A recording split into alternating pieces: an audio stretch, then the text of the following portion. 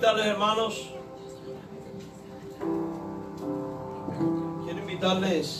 en esta mañana a buscar la palabra de Dios en Romanos capítulo 12, versículos 1 y 2.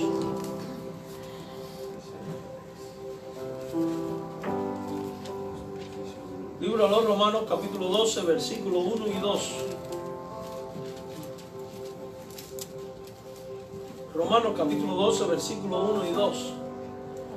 Y dice la palabra de nuestro Dios: así que, hermanos, os ruego por la misericordia de Dios que presentéis vuestros cuerpos en sacrificio vivo, santo, agradable a Dios, que es vuestro culto racional.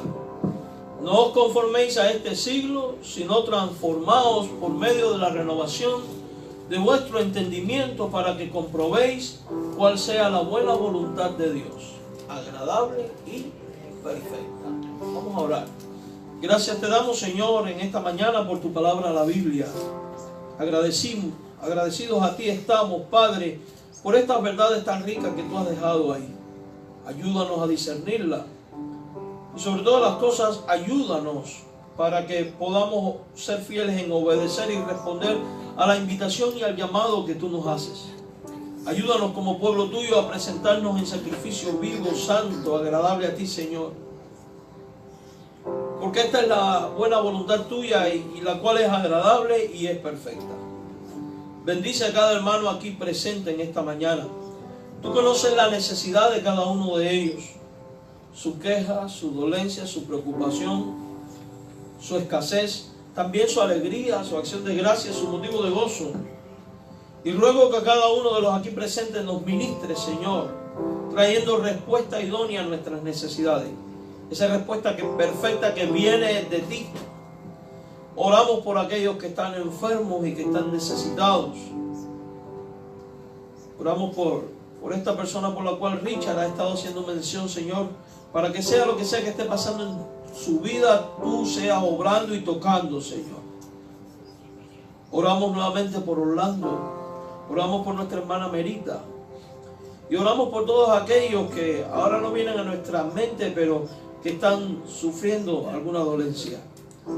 Oramos por nuestro país, por nuestros gobernantes, para que tú les des sabiduría para llevar adelante la nación, a fin de que podamos vivir en paz y tengamos oportunidad de libremente predicar el Evangelio, en tanto que el día se acerca y la oportunidad se acaba.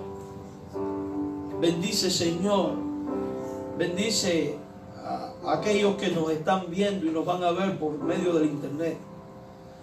Que la palabra sembrada por medio de la exposición de tu palabra no llegue vacía, sino que dé frutos. Oramos, Padre Celestial, por todo lo que está ocurriendo en el pueblo de Venezuela, para que seas tú glorificándote, Señor, y derribando los muros que sean necesarios derribarse. Preserva la vida de los hombres y permite que los gobernantes puedan ser movidos a ver la dignidad de la que gozan los seres humanos, que son hechos a imagen y semejanza de tu Hijo Cristo. Oramos por cualquier nación que en este momento sufre y padece a causa de la insensatez de sus gobernantes. Pues dice tu palabra que cuando el gobernante es necio, el pueblo gime. Señor, ten piedad y misericordia y permite que todo esto redunde en alabanza de tu gloria y en pueblos buscando tu presencia. Señor, en el nombre de Jesús rogamos tu bendición y te suplicamos sea hecha tu voluntad. Llénanos de ti, Padre. Recibe nuestra alabanza, nuestra adoración, la cual damos a ti, solo a ti, porque tú eres el único y verdadero Dios. Tú has sido fiel, tú has sido bueno, Señor. Por eso acudimos a ti trayendo nuestras necesidades. Por eso te damos gloria y honra. Por eso te damos culto. Por eso te damos gracias, porque sabemos que ya estás obrando. En el nombre de Jesús. Amén. Puesto de pie, hermanos, cantamos a nuestro Dios. Oh Dios eterno, tu misericordia ni una sombra de duda tendrá. Y no tiene duda porque Dios es fiel. Amén. Así que vamos a cantar estos himnos. Gocémonos. Oh Dios eterno, tu misericordia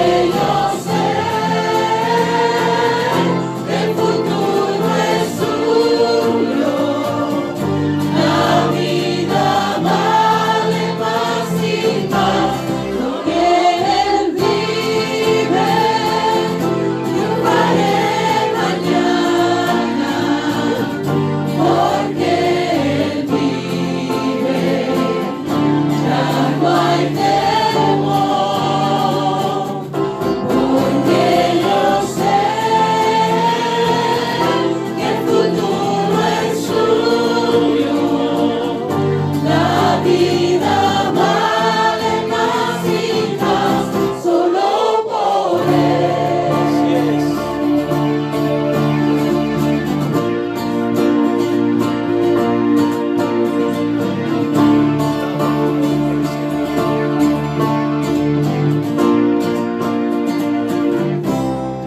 Porque Él vive, triunfaré mañana. Porque Él vive, ya no hay temor. Porque yo sé que el futuro es suyo. La vida vale más y más, ¿Por qué? solo por Él. ¿Por qué? Porque Él vive, Iglesia, triunfaré mañana. Porque Él vive, ya no hay temor. Porque yo sé que el futuro es suyo. La vida vale más y más, solo por Él. pueden sentarse.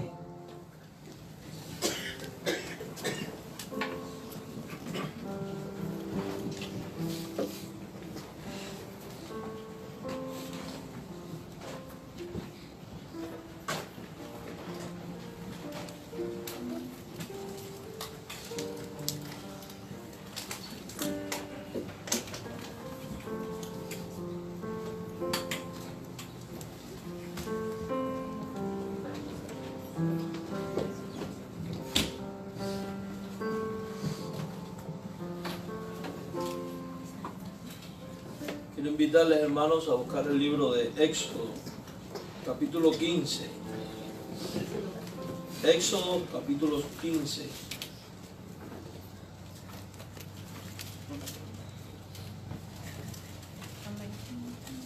Vamos a leer versículo 11.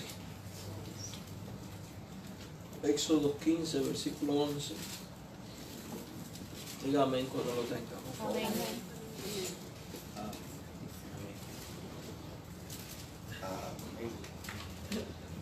Éxodo capítulo 15, versículo 11.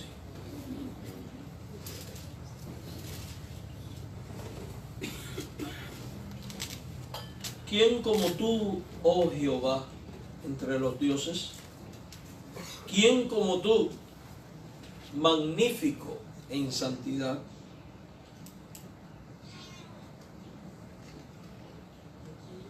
Terrible en maravillosas hazañas, hacedor de prodigios.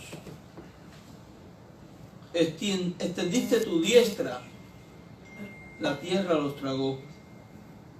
Condujiste en tu misericordia a este pueblo que redimiste, lo llevaste con tu poder a tu santa morada. Gracias, Señor, por tu palabra en esta mañana. Padre, dirígenos en la exposición de la Biblia. Prepara nuestros corazones para recibir de ti el mensaje. Edifícanos, Padre. Edifícanos. En el dulce nombre de Jesús te lo imploramos. Amén. Bien, amados hermanos, vamos a estar hablando por las próximas 3 semanas sobre la pureza moral de Dios. La pureza moral de Dios.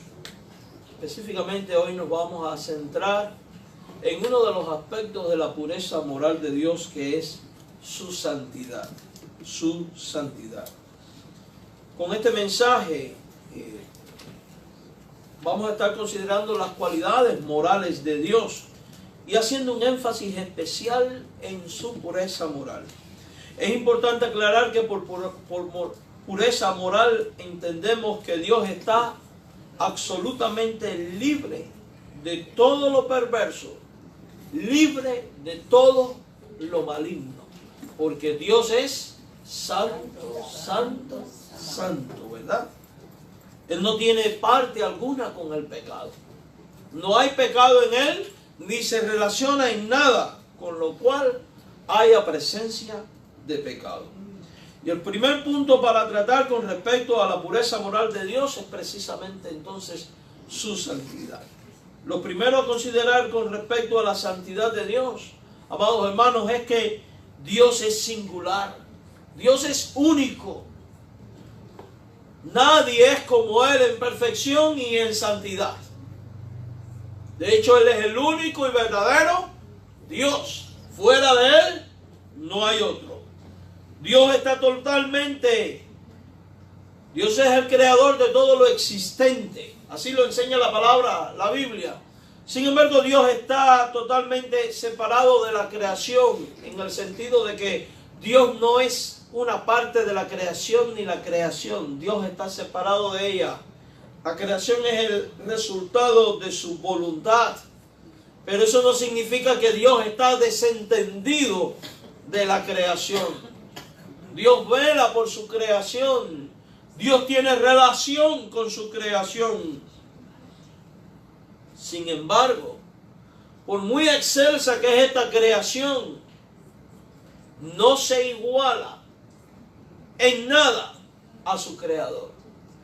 No hay nada existente que pueda ser comparado con Dios. En majestad, en gloria, en belleza, en nada. Porque Dios es singular. Dios es sublime. Sublime. De hecho, yo considero que el paisaje más hermoso que puede existir sobre el planeta Tierra o en el universo no se compara en nada con la gloria de Dios. En lo absoluto. Ni nada de lo existente en este mundo se iguala a Dios. De hecho, los más semejantes a Dios somos los seres humanos que fuimos creados a imagen y semejanza de Dios, pero no somos. Somos parecidos, pero no iguales. Porque nada se iguala al Señor nuestro Dios. Y este pensamiento debe dominar nuestra mente y corazón todos los días de nuestra vida. Porque es peligroso pretender ser como Dios. Y peor aún, ser Dios. Ese fue el pecado de Satanás. Por eso fue arrojado del trono. Con eso tentó a Adán y a Eva. Dios sabe que el día que comas del árbol serás como Dios. Y ellos cayeron en esta trampa. Con esto mismo los hombres en Babel intentaron construir un sigurat para hacer su lugar junto a Dios y ser como Dios. Y Dios los esparció. Con esto intentó Satanás tentar a Cristo también. El día que te postre, te daré todas las naciones si me adoras. Él quería recibir culto como Dios. Y él dice que al final del tiempo el anticristo se sienta en el templo de Dios, se hace pasar por Dios y habla como si fuera Dios, porque es su gran anhelo. Y sin embargo sabemos que será destruido con la espada que sale de la boca de aquel que es el Señor, con la palabra. O sea que cuando el hombre intenta ser como Dios, o peor aún ser Dios, termina fracasado. ¿Y por qué? Porque por más que se esfuerce, nunca podrá estar en semejanza, en igualdad con Dios, porque Dios es sublime, Dios es excelso. De hecho, toda persona que en la Biblia contempló la gloria de Dios y estuvo de manera inadecuada ante la gloria de Dios o expuesto en la gloria de Dios, murieron.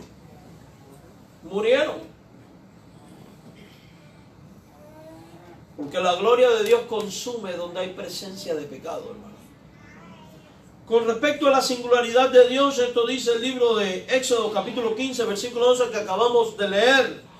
¿Quién como tú, Señor, entre los dioses? ¿Quién como tú, santo y magnífico, que realizas maravillosas hazañas y llevas a cabo sorprendentes prodigios? Y al estudiar este pasaje podemos darle respuestas a estas preguntas con mucha facilidad si usted y yo hemos estudiado la Biblia. A la pregunta, ¿quién como tú, Señor, entre los dioses? ¿Qué podemos responder? Nadie.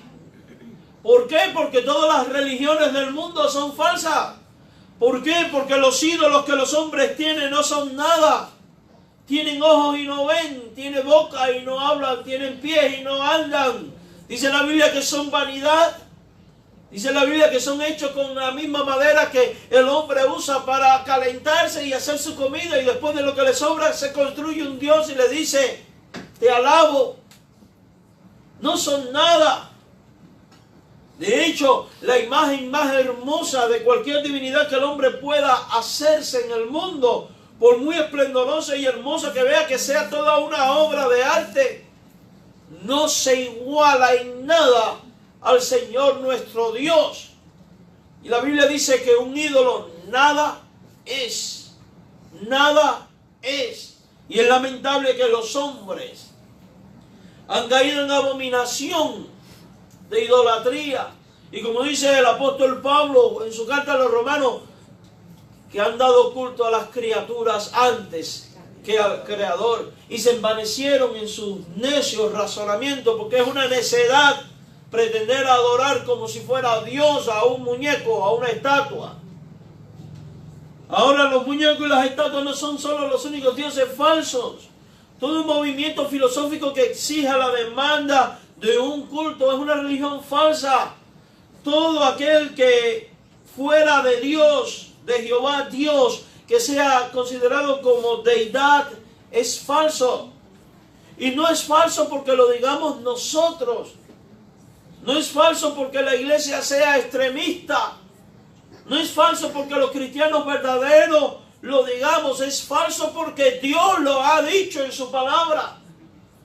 Y la autoridad para decir esto de una manera absoluta no emana del razonamiento humano, sino que emana de la revelación misma de Dios dada a sus profetas, y que por inspiración divina fue registrado en la Biblia y es palabra de Dios. Y cuando la Biblia dice, ¿quién como tú, Señor, entre los dioses? La respuesta es ninguno, porque no existe otro fuera del único Dios vivo y verdadero, al que la Biblia llama Jehová. O sea, entre los ídolos y todo aquello que los hombres de nuestro tiempo llaman dioses, ninguno es como Dios. Buda no es como Dios. Alá no es como Dios. Los orichas no son como Dios. Los mal llamados santos que la gente adora no son como Dios. Ninguno se le para en gloria. Y es lamentable que hoy en día la gente busca respuesta y adora toda clase de cosas menos a Dios. Y estamos hablando desde las cosas inanimadas, como el viento, el aire, la luna, las estrellas, hasta los animales. La gente adora la vaca, el perro, el gato, el que sé yo, el que sé cuánto.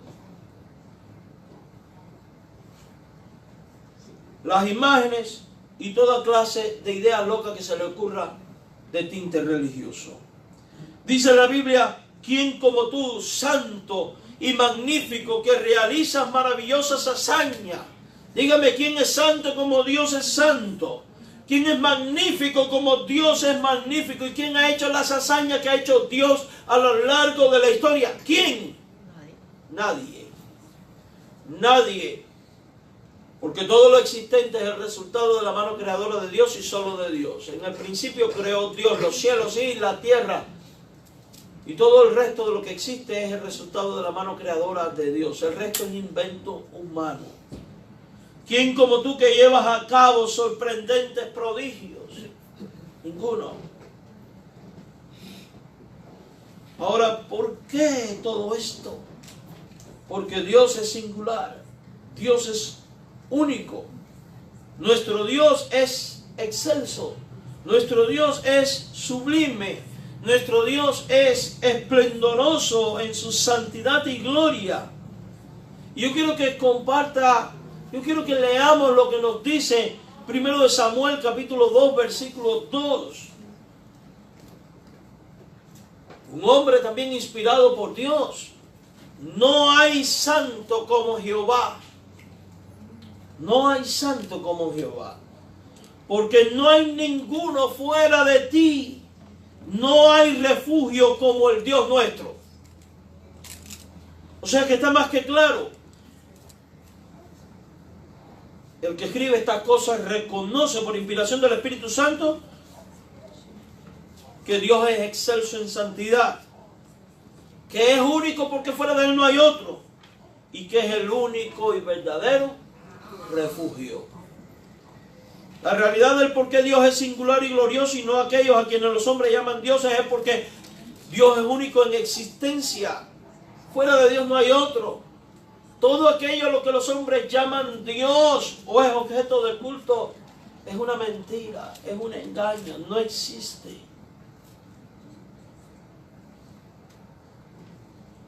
Y alguno que pueda ver este video, quizás alguno de ustedes, y espero que no sea esto lo que esté pasando en su mente y en su corazón, podrá decir, ¿y quién le dio autoridad a este pelagatos para decir semejante cosa de una manera tan absoluta? La autoridad me la da Dios, porque así lo ha revelado en su palabra y yo lo creo y así lo predico. Y al que no le guste, que le eche azúcar, dice el dicho. Su problema, no el mío. Y si estás en una religión que no sea del único Dios verdadero, Jehová, del trino y único Dios, estás viviendo en un engaño, estás viviendo en una mentira, estás viviendo en una religión falsa, y eso traerá consecuencias que repercuten para la eternidad, porque estar en el Dios equivocado te lleva al infierno. Mas estar en el único Dios vivo y verdadero lleva al cielo. Por eso anunciamos esto. Y algunos podrán decir, ya saltó la liebre, mira la amenaza. No es amenaza, no es control mental, no es manipulación de masa, eso es lo que el diablo quiere hacer creer. No, es la verdad que Dios ha revelado. Y de hecho tú deberías dar gracias a Dios por oír esto. ¿Sabe por qué? Porque Dios lo ha hecho porque no quiere que vayas a condenación. Porque Dios lo ha hecho porque no quiere que sigas viviendo una vida de pecado. Porque Dios lo ha hecho porque quiere que usted viva a plenitud, de una manera completamente diferente, experimentando la santidad de Dios rumbo a la patria celestial para estar por los siglos de los siglos con el Santo, Santo, Santo. Por eso ha dejado esto en su palabra. Si a Dios no le interesara esto, Él no hubiera dicho nada de ello. Y nosotros hubiéramos perecido en nuestra ignorancia. El único y verdadero refugio, dice este texto, dice, no hay refugio como el Dios nuestro. El único y verdadero refugio en el cual secar nuestras lágrimas, en el cual encontrar consuelo, en el cual encontrar fortaleza, en el cual encontrar provisión, ayuda, sanidad o cualquier otra cosa que necesitemos, se encuentra en Dios, en el Dios nuestro, dice Samuel. La razón, la misma, porque no hay otro Dios. Eso significa que si has estado depositando tu confianza en cualquier otra persona que te ha dicho que es poderosa para hacer milagros, otorgar peticiones y cosas por el estilo, has estado viviendo en un error, has estado viviendo en una farsa, has estado viviendo en un engaño, en una falsa religión, porque Dios mismo es quien dice en la Biblia que no hay ninguno fuera de Dios y que no hay otro refugio fuera de Él. Así que yo te animo en el nombre del Señor, que si a ti te han enseñado que la Virgencita es la que te va a resolver el problema, o los orichas es el que te va a resolver el problema, o el político es el que te va a resolver el problema, o Buda, si le pones el billete debajo y le frotas el ombligo, te va a resolver el problema de dinero, o que si al santo, que si le pones esto, aquello y lo otro, o el brujo, que si te bañas con esto, aquello y lo otro, vas a hacer que no sé quién te bendiga. O si te han enseñado que Alá es Dios y Mahoma su profeta y que Él te puede consolar. O si te han enseñado que por seguir determinada filosofía de vida o determinada dieta vas a experimentar bendición y consolación, te han engañado. Porque la Biblia deja bien claro, y lo dice Dios, que fuera de Él no hay consolación y fuera de Él no hay quien consuele. Es una falsa consolación. ¿Y sabe por qué digo falsa? Porque es una consolación engañosa. Tarde o temprano quedarás en el mismo vacío. En cambio, la consolación de Cristo es perfecta, porque tiene repercusiones para la vida. Solamente alguien que ha confiado en Cristo, solamente alguien que tiene un Dios verdadero puede decir: yo sé que para mí el vivir es Cristo y el morir es ganancia. Y anhelar el reino aún en medio del sufrimiento. Yo quiero que consideremos las visiones del profeta Isaías. En el capítulo 6, versos del 1 al 4 que leímos: en el año que murió el rey Usías, vi yo al Señor. Y vemos una visión del Señor sentado sobre su trono. Y dice que el trono es alto y sublime. Su falda, o sea, su ropa llenaba el templo. Por encima de él había serafines, cada uno tenía 6 alas, con 2 cubrían su rostro. ¿Por qué? Porque a veces ni ellos soportaban la gloria de Dios. Con 2 cubrían su rostro, con 2 cubrían sus pies y con 2 volaban. Y el uno al otro daba voces diciendo, ¿y qué es lo que decían de Dios? Santo, santo, santo Jehová de los ejércitos. Y declaran que toda la tierra está llena de su gloria. Y los quiciales de las puertas se estremecieron con la voz del que clamaba, y la casa se llenó de humo, o sea, de la chequina de Jehová, de la presencia de Dios. Dios es santo, santo, hermanos. La tierra está llena de su gloria. La palabra hebrea para santo, kadosh, significa distinguido o apartado del uso común o ordinario. O sea que Dios es distinguido, distinguido, distinguido. Dios es apartado del ordinario, apartado del ordinario, apartado de lo ordinario. Y el verbo de que se deriva esto sugiere cortar, separar. O sea que Dios está cortado y separado de todo lo que es inmundo y pecaminoso. Mientras que en las religiones de los pueblos alrededor de Israel y en las religiones falsas aún de nuestros tiempos, el adjetivo santo se aplica libremente a los objetos, acciones y personas, llevando a un ritualismo sin sentido, pensando que se obtiene santidad por practicar este rito que o el otro, implicadas en alabanza. En la alabanza del pacto de Israel se utilizaba muy libremente para referirse a la deidad misma. Las cosas no son los santos. O sea que en la religión pagana los ritos y las cosas son santas y no necesariamente la divinidad. Pero en la fe de Dios hay cosas de Dios que son santas, pero Dios mismo por naturaleza es santo. Y eso no podemos olvidarlo. De hecho, el atributo más grande de Dios es precisamente su santidad. Su santidad. Yo digo que vivimos un desquebrajamiento moral tan grande. La fe cristiana, no el mundo, porque siempre le echamos culpa al mundo, no, los cristianos estamos viviendo un desquebrajamiento moral muy grande por la simple razón de que no hemos acabado de asimilar y de ajustar nuestra vida a la realidad, o porque no hemos llegado al convencimiento pleno de quién es el Dios en que decimos creer, que es santo, santo, santo, y que no tiene parte alguna ni convenio con nada que sea pecaminoso. El carácter sagrado de Dios a menudo se comunica con objetos y lugares asociados con Él también. O sea, así como Dios es santo, algunas cosas de Él son santas y exigen comportamiento de santidad. Voy a poner algunos ejemplos. ¿Recuerda usted en Éxodo 3 la zarza ardiendo? Allí va Moisés, ve la zarza, wow, está prendida en fuego, sin embargo no se consume, y allá va a hacer lo mismo que haríamos nosotros, a mirar. ¿A usted no le ha pasado que va en el freeway y de buena primera usted se da cuenta que todo va muy lento y todo cerrado, y usted dice, ¿por qué esto no avanza? Y cuando usted viene a ver, ve a lo lejos una luz, hubo un accidente, pero cuando llega a la escena resulta ser que es en la otra banda. Y el tráfico de acá está parado porque todo el mundo le da más espacio Nada más por estar en el chisme. Bueno, pues así le pasó a Moisés y así nos pasa a nosotros.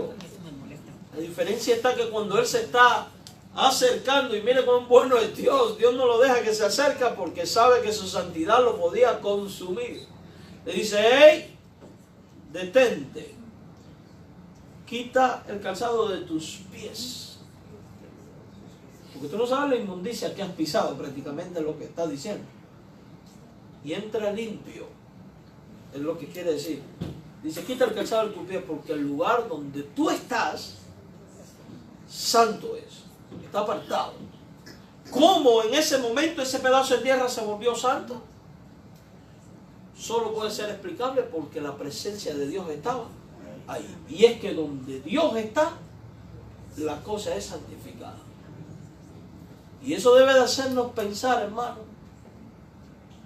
porque eso influye, este concepto y la asimilación de estas verdades influye y determina en nuestro comportamiento en las cosas santas. Moisés debía quitarse el calzado, ¿cierto o falso? Porque el lugar era santo. Si vamos a Éxodo 19, cuando Dios descendió al monte Sinaí, el lugar estaba separado del campamento israelita, solo Moisés subía a la montaña, o tan siquiera tocar el borde de esta se podía, porque Dios estaba allí y el lugar era santo, ¿verdad? En Éxodo 26:33 encontramos restricciones similares que se aplican al tabernáculo y más tarde al templo. El lugar santísimo queda separado del lugar santo, porque en el lugar santísimo estaba el arca de la alianza y allí reposaba Dios y era lugar santísimo. Y cuando usted estudia Levítico y el Pentateuco, todo se encuentra que había reglas muy estrictas de santidad para cómo conducirse en el tabernáculo. Habían exigencias. Por eso es que digo que esto influye en nuestro comportamiento y carácter. Y hoy en día hemos desvalorizado todo lo que es santo y pío. Hermanos míos, dice la Biblia que donde hay 2 o 3 reunidos, allí está ¿quién? Por tanto, cuando la iglesia está reunida, Dios está ¿qué? Presente. Y cuando Dios está presente, el lugar es ¿qué? Santo. Entonces quiere decir que cuando estamos en la casa de Dios y estamos en el culto, este lugar hay que tratarlo como lugar santo. Porque Dios está presente. Nuestro comportamiento en la casa de Dios no puede ser como el de gente que viene a cualquier lugar de reuniones a pasar un rato. No, venimos al encuentro con Dios. Dios se hace presente, por tanto su santidad debe ser tomada en cuenta y respetada.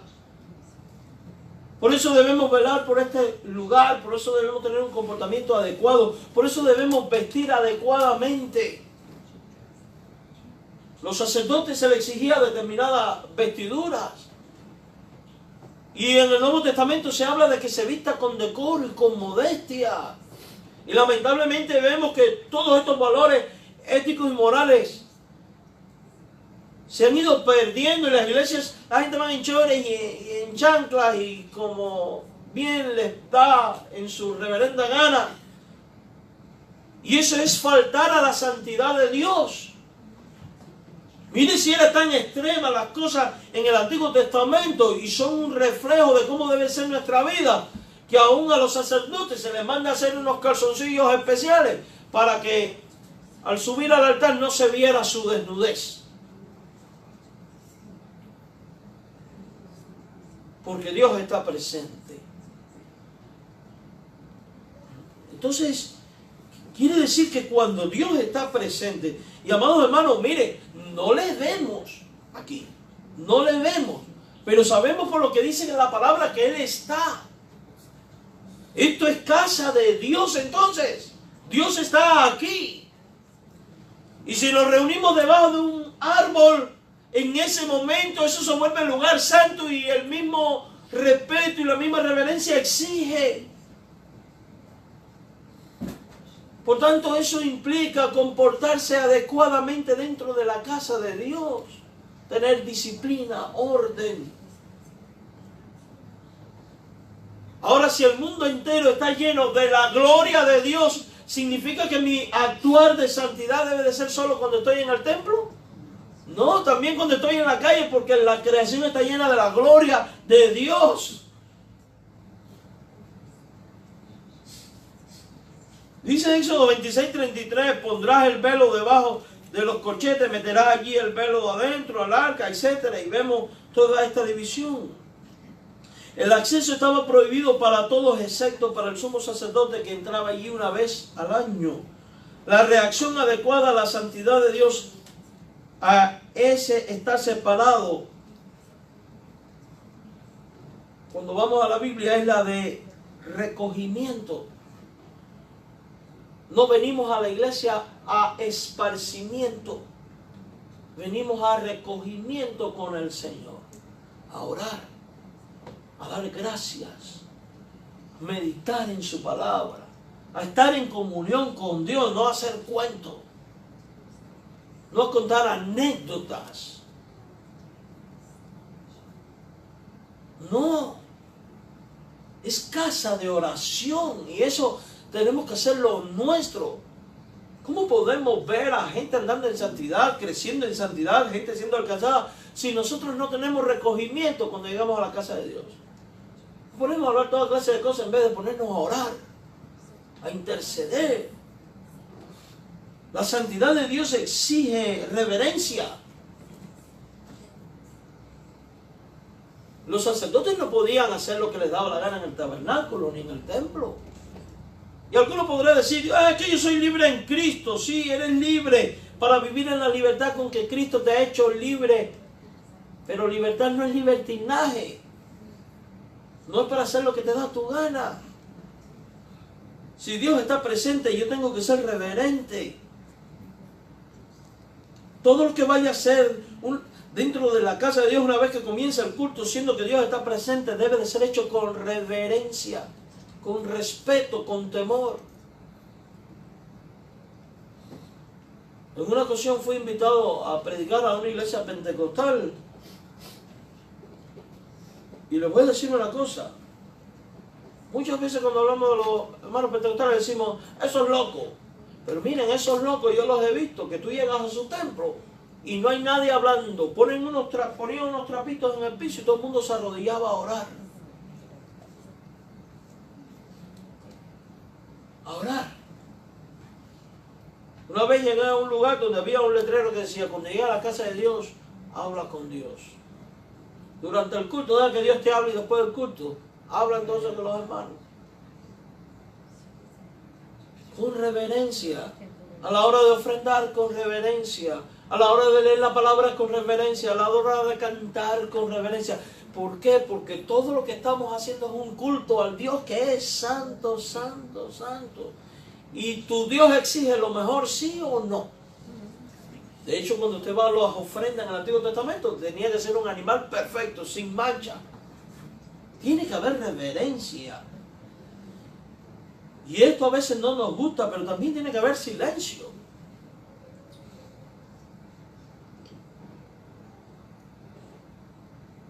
Dice el Salmo 99:3, alabe tu nombre grande y temible, Él es santo.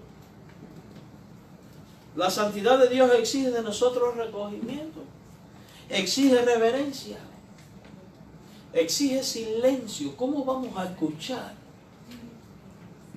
Dice Habacuc 2:20, Jehová está en su santo templo. Este no es el templo de Jerusalén, pero cuando estamos reunidos como iglesia, Dios se hace presente.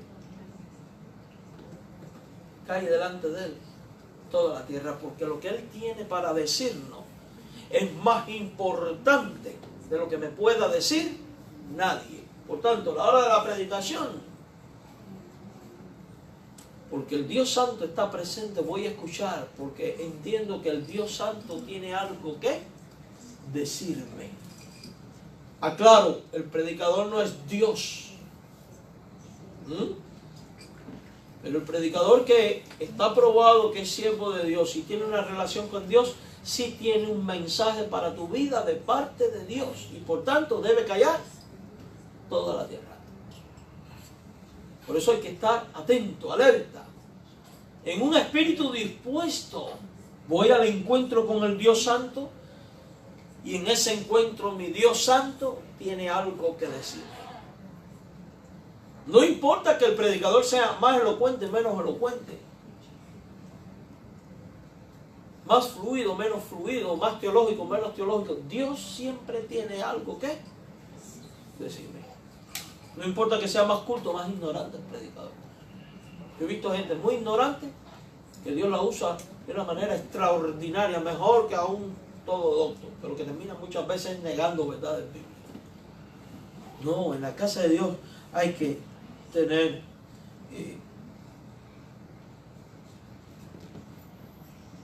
conducirse adecuadamente, porque Dios es santo. Dios es absolutamente puro, hermano. Esto significa que el mal del mundo no le puede tocar, no le puede manchar.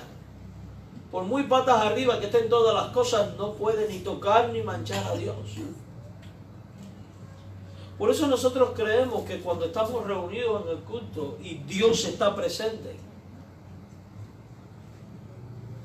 Satanás no puede hacerse presente. En ningún sentido participa Dios del mal. Considere por un instante en la manera en que el profeta Habacuc se dirige a Dios. Él dice esto en Habacuc 1:13. Muy limpio eres de ojos para ver el mal, ni puedes ver el agravio. ¿Por qué ves a los menospreciadores y callas cuando destruye el impío al más justo que él? Interesante, ¿verdad? Por otra parte, Santiago dice esto, capítulo 1, verso 13. Cuando alguno es tentado, no diga que es tentado de parte de Dios, porque Dios no puede ser tentado por el mal. Dios no puede ser tentado por el mal, ni él, ni a nadie. Y al leer estas cosas podemos darnos cuenta que el Dios en el que creemos, el Dios que revela la Biblia, es completamente distinto a los dioses u objetos de culto que tienen otras religiones en el sentido de su santidad. Cuando miramos a los ídolos, a los dioses falsos de estas religiones, encontramos que ellos con frecuencia se implican en el mismo tipo de comportamiento pecaminoso que los hombres o peores. ¿Usted ha oído las historias de los...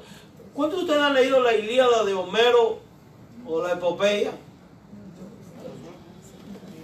¿Qué hacen los dioses? Fornican, roban, mienten, matan. Ahora eso no es una novela. Eso refleja la realidad de lo que creían los griegos y los romanos de sus dioses. Eran más decadentes que la gente misma. Y mira que los griegos y los romanos estaban podridos en esa época.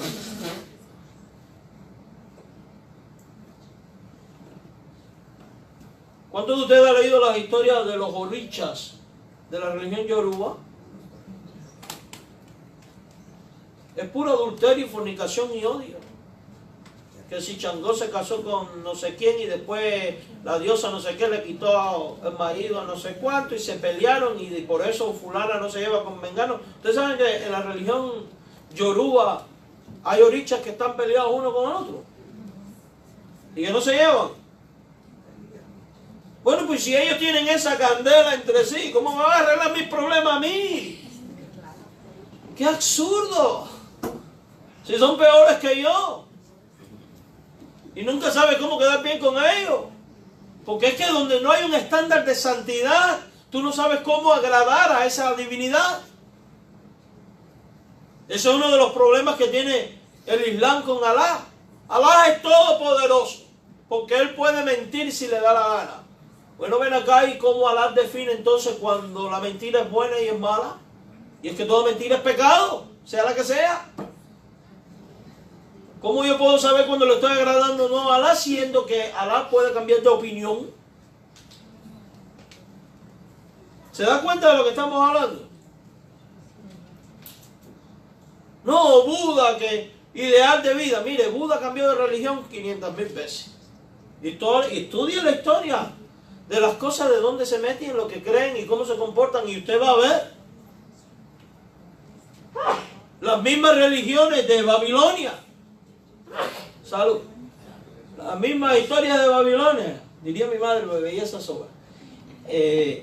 Usted ve la historia de los dioses de Babilonia y ¿qué se encuentra? El mismo rollo.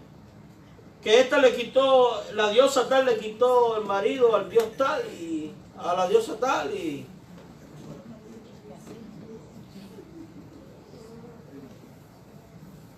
¿Usted nunca ha oído el evangelio de los mormones? Dios le dijo a sus dos hijos, al diablo y a Jesús, que hicieran un plan. Y como Dios aprobó el de Jesús, este hermano se peleó con el otro. Y es una religión falsa. ¿Por qué? Porque no hay estándar de santidad. No lo hay. En cambio, Dios nunca se involucra con el pecado. Con el pecado. Jacob decía en el capítulo 34, verso 12, Dios no hace nada malo. El Todopoderoso no pervierte la justicia. Amados hermanos, la perfección de Dios es el estándar para nuestro carácter moral y la motivación para la práctica religiosa. Todo el código ético y moral de un verdadero cristiano se deduce de la santidad de Dios. O sea que el cristiano mira a Dios e imita a Dios. Y cuando mira a Dios a la luz de la Biblia, no va a encontrar a un Dios pecador, va a encontrar a un Dios que es ¿cómo? Santo. Y que exige santidad y por tanto no puede hacer otra cosa que ajustar toda su vida para andar en ese camino de santidad. De lo contrario, no has conocido al Señor. Porque Dios es santo, nosotros debemos de ser santos, apartados de toda clase de mal, de toda clase de impureza, de toda clase de pecado, de toda clase de inmortalidad. ¿Por qué? ¿Porque Dios te quiere hacer la vida miserable? No, porque la santidad conviene a tu vida. Porque la santidad trae bendición. Porque la santidad te hace acumular tesoros en los cielos. Porque la santidad te hará partícipe del reino. La Biblia dice, sin santidad nadie verá al Señor. Las exigencias hechas por Dios a Israel son también para nosotros. Al pueblo del nuevo pacto, que somos la iglesia. Cuando leemos un texto como Levítico, después lo podemos contrastar con otros textos del Nuevo Testamento y darnos cuenta de ello. Miren lo que dice Levítico 11:44. Yo soy Jehová vuestro Dios. Vosotros por tanto, ¿os qué? Os santificaréis. O sea que ellos debían santificarse. ¿Seréis qué? ¿Razón? Porque yo soy santo. Así que no contaminéis vuestras personas con ningún animal que se arrastre sobre la tierra. Porque yo soy Jehová que os hago subir de la tierra de Egipto para ser vuestro Dios. Y da esta conclusión. Seréis pues santos porque yo soy santo. Si vamos a Levítico 19:2 encontramos algo parecido. Habla a toda la congregación de los hijos de Israel. Interesante. La Biblia, la Septuaginta, que es la traducción del hebreo al griego, la palabra congregación aquí la traduce como iglesia. Habla a toda la congregación de los hijos de Israel. Dile, santos seréis porque yo soy Jehová vuestro Dios. Y alguno podrá decir, bueno, eso se lo dijo a Israel. Veamos si Jesús nos lo transmite a nosotros. Mateo 5:48. Jesús dice, sed pues vosotros, y se está dirigiendo a sus discípulos, que somos tú y yo, hermanos, discípulos de Cristo. Tiene que ver contigo, conmigo, te lo está diciendo a ti. Sed pues vosotros perfectos, como vuestro Padre que está en los cielos es perfecto. Está el mismo principio, así como Dios es santo, tú tienes que ser santo. La Biblia dice, sed. Eso significa que está en tono imperativo. Es una orden. Dios quiere verte a ti batallando con la asistencia del Espíritu Santo contra el pecado que te impide vivir la santidad, que te impide obedecer el mandato de ser santo. Santidad sin la cual nadie verá al Señor. Dice la Biblia, seguir la paz con todos.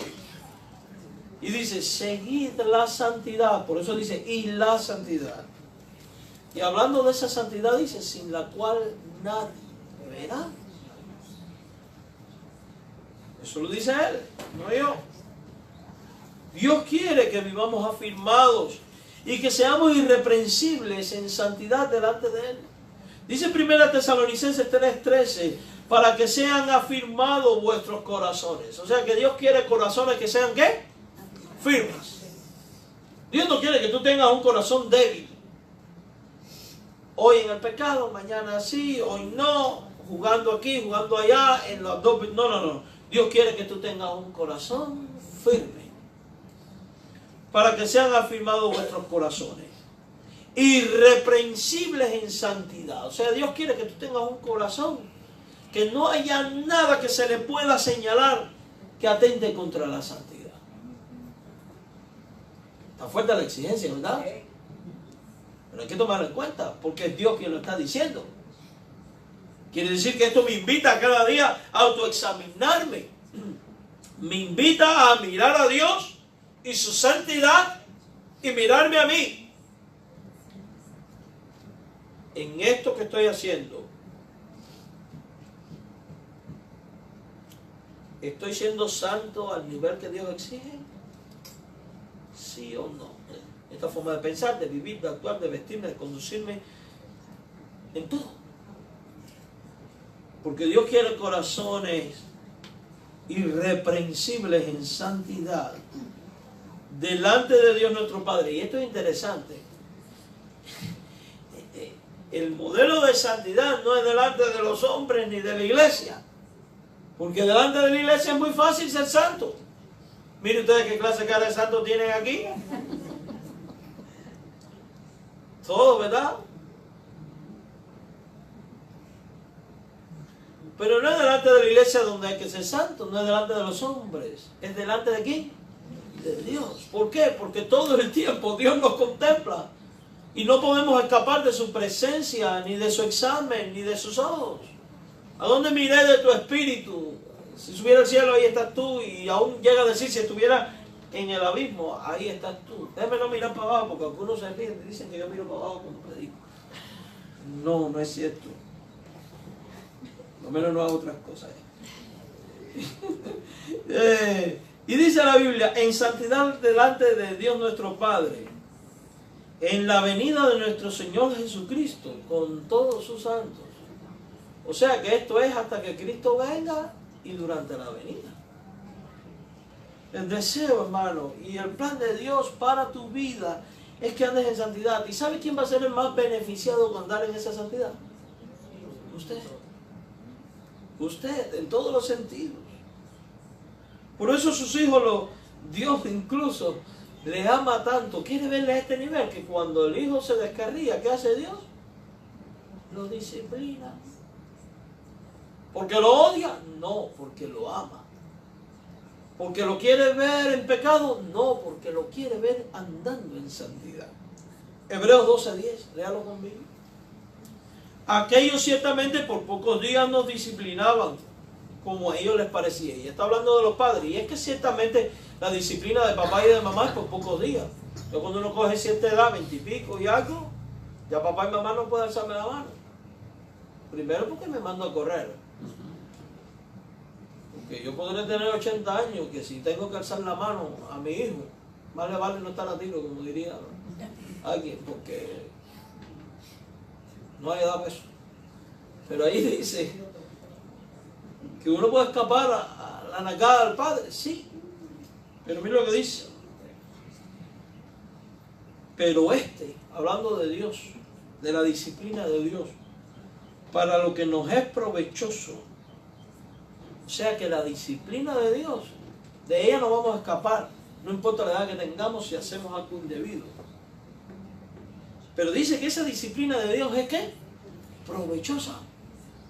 Es buena.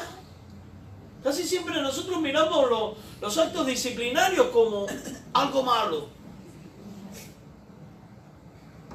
¿Qué malo? Robé y ahora tengo que ir para la cárcel.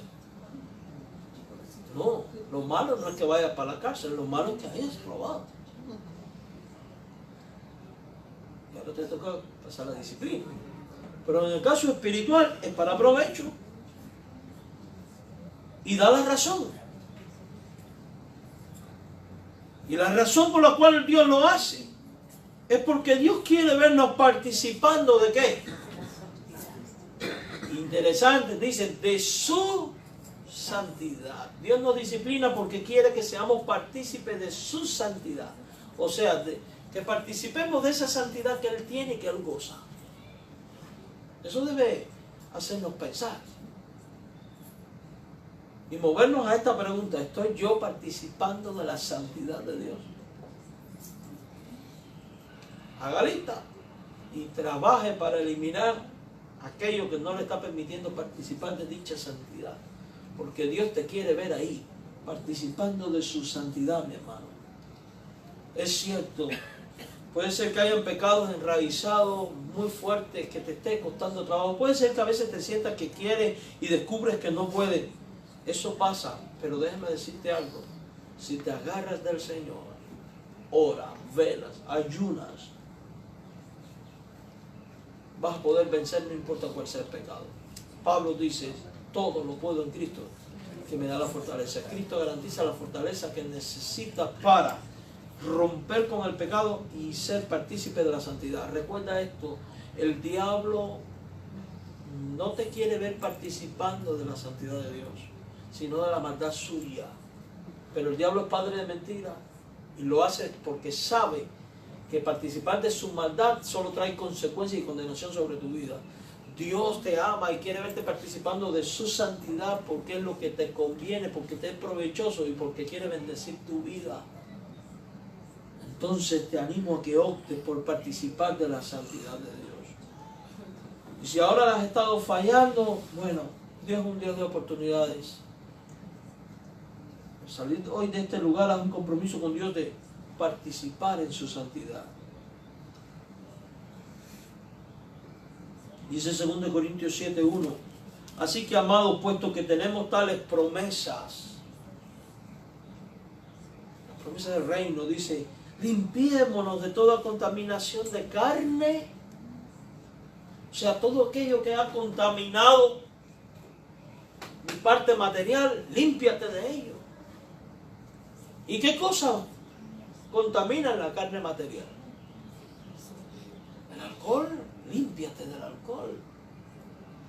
El tabaco, límpiate del tabaco. La droga, la fornicación, porque dice la Biblia que la fornicación es el único pecado que atenta contra el cuerpo mismo. De hecho, produce una vida desordenada en la sexualidad que puede traer como consecuencia enfermedades. Todo aquello que te daña físicamente, sepárate de ello, porque no conviene, porque no produce santidad. Limpiaos de toda contaminación de carne, y dice, y de espíritu, o sea, de todas aquellas cosas que dañan tu parte espiritual. Los malos pensamientos. Sí, porque a veces nosotros nos sentamos a adulterio, robar, matar y punto. Pero oye, no hace daño a la vida espiritual de uno el odio y el rencor y los malos pensamientos y la malicia. Eso de estar viendo maldad detrás de todas las cosas. Yo conocí un maestro de escuela dominical que su vida era todo un fatalismo. Detrás de cada acción de cada hermano veía una mala intención. Me quiere violar mi hija. Me quiere robar. Digo, oye hermano, usted me perdona, pero ¿cómo un cristiano no puede andar con malicia en la vida? Tenga cuidado. Le dice, pues lo tocó conmigo, pues le dije, tenga cuidado porque la Biblia dice que el ojo es la lámpara. Y si tu ojo está lleno de maldad, toda tu vida va a estar llena de maldad, hay algo ahí que no está bien. Porque puede ser, sí, la gente se levanta en maldad contra uno, pero oye, mi Dios está en control. Y caerán 1000 y 10,000 y a mí no llegarán, dice la Biblia, y me pondrán en alto, etc. Jehová es castillo mío, roca mía, mi libertador. ¿En quién confiaré? En Él nada más. Entonces hay que ser limpio de carne y espíritu. Perfeccionando, mire esto, perfeccionando. Hermano, algo que se perfecciona es algo en lo cual debemos trabajar, ¿cierto? ¿Perfeccionando qué? La santidad en el temor al Señor. O sea que la santidad es algo en lo cual debemos trabajar. Es algo en lo cual Dios quiere verte trabajar. Y que Dios espera que tú perfecciones. No es de que ya vencí esto, ya el resto moveré. No, no, no, no. Avance, crecimiento. Hoy en día queremos perfeccionarnos en todo tipo de cosas menos en la santidad. Y eso no conviene. Y perdónenme si me estoy extendiendo un poco, pero yo quiero terminar este tema. Hay que perfeccionarse en la santidad. Eso es algo que te toca a ti. Ese perfeccionamiento no va a caer del cielo. Depende de cuánto ores, de cuánto medites la Escritura para examinarte a ti mismo. Como decía el salmista, examíname, oh Dios, y ve si hay en mí camino de perversidad. Como diciendo, enséñame, Señor, todos los malos que yo tenga y soy. Sé sincero con Dios, y una vez que Dios te dé tu lista, haz tu lista kilométrica y empieza a trabajar para luchar contra ese pecado, porque Dios quiere verte a ti y a mí batallando contra el pecado. Mira, hermano, la vida espiritual de hecho es una auténtica guerra espiritual, y cuando dejamos de velar y de orar, caemos en tentación. Y una vez que cedemos a la tentación, ahí viene el pecado. Y una vez el pecado, darnos la muerte, dice la Biblia.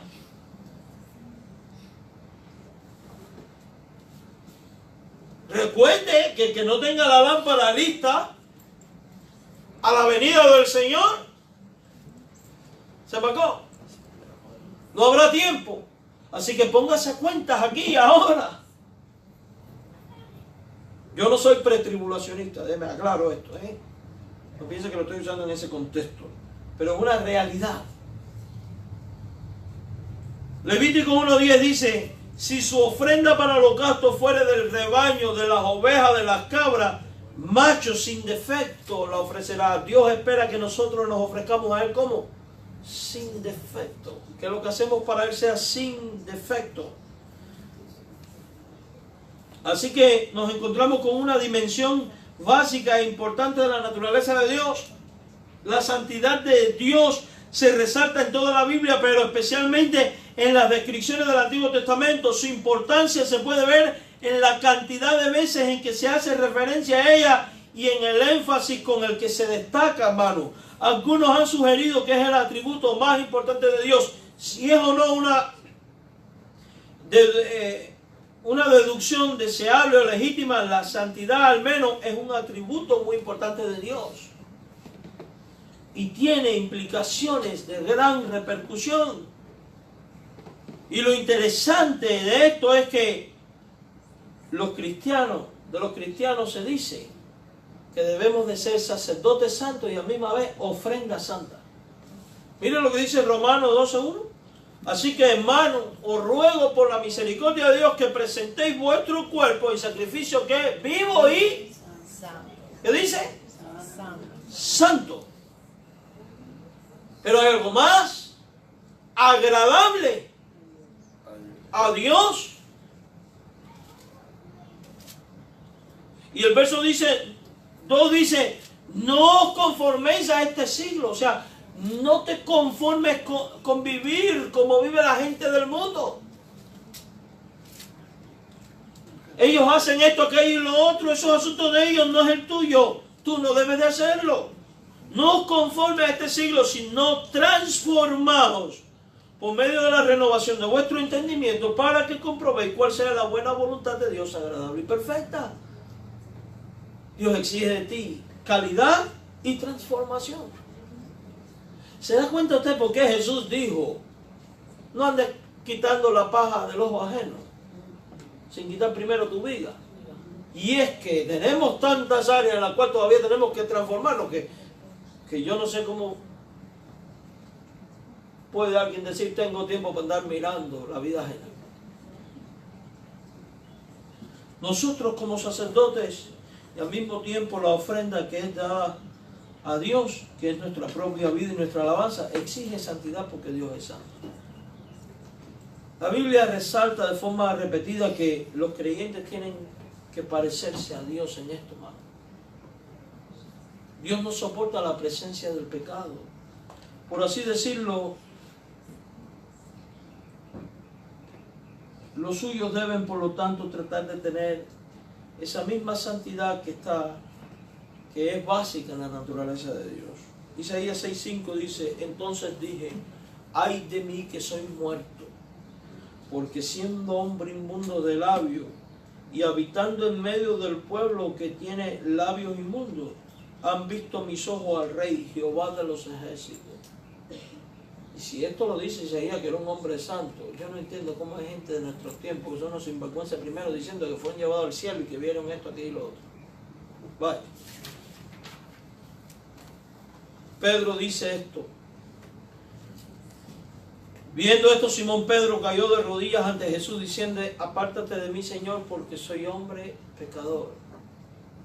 Ellos tenían claro que Dios no tiene comunión ¿con qué? Con el pecado. Cuando medimos nuestra santidad no por nuestro propio estándar o el de otros seres humanos, comenzamos a cometer errores. Yo debo medir el estándar de mi santidad con Dios. ¿Sabe por qué? Porque al final uno elige con quién compararse.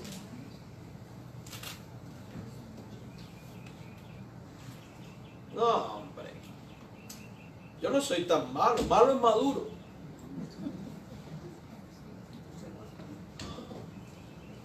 Malo es Maduro. Soy bueno al lado de él, ¿verdad que sí?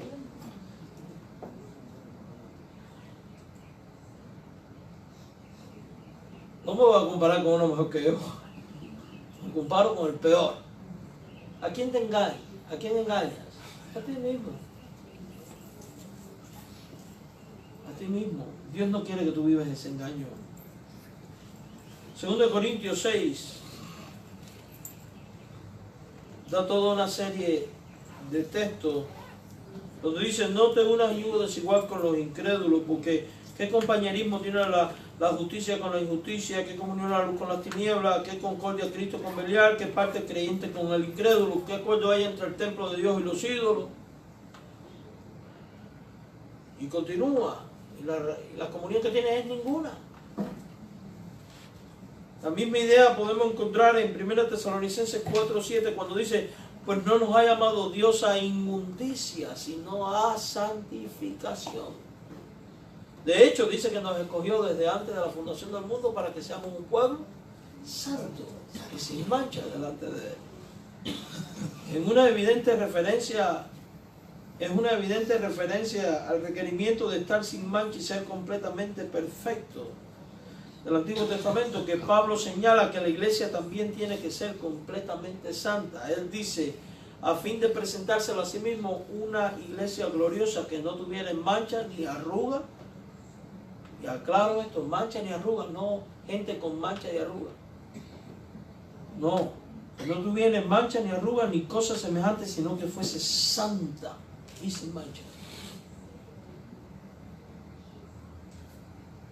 Y Apocalipsis dice: ¿quién no te temerá, oh Señor, y glorificará tu nombre? Por solo tú eres santo, por lo cual todas las naciones vendrán, te adorarán, porque tus juicios se han manifestado. Los juicios de Dios, partiendo de su santidad, se van a manifestar. Dios te va a decir: te dije, mírame e imítame, y no lo hiciste. O te dije, mírame, imítame, y lo hiciste, buen siervo fiel. Entra en el gozo de tu Señor. Dios es único y singular en gloria y santidad. Y así como Él es santo, nosotros debemos de ser santos. Así como Dios es absolutamente puro, exige de nosotros pureza. Quien busca la santidad y la sigue, la vive, hace la voluntad de Dios y verá a Dios. ¿Ven? El Señor les bendiga. Y de esta manera, pues, concluimos. Vamos a orar, cantamos un himno más y somos despedidos. Oramos. Señor Dios, gracias por este tiempo. Ayúdanos en todo momento a contemplar tu santidad e imitar tus pasos. Perdona nuestras debilidades, Señor. Y ayúdanos a cada día a tener una experiencia de conversión contigo, a crecer, a trabajar, a madurar. Ayúdanos en nuestras debilidades, Señor. Reconocemos que muchas veces queremos y no podemos o no tenemos la fuerza, y es porque no hemos hecho lo suficiente, no nos hemos acercado o simplemente no hemos confiado en tu poder. Oro para que la palabra expuesta hoy traiga frutos. En el nombre de Jesús. Amén. Puesto de pie, hermanos, vamos a cantar.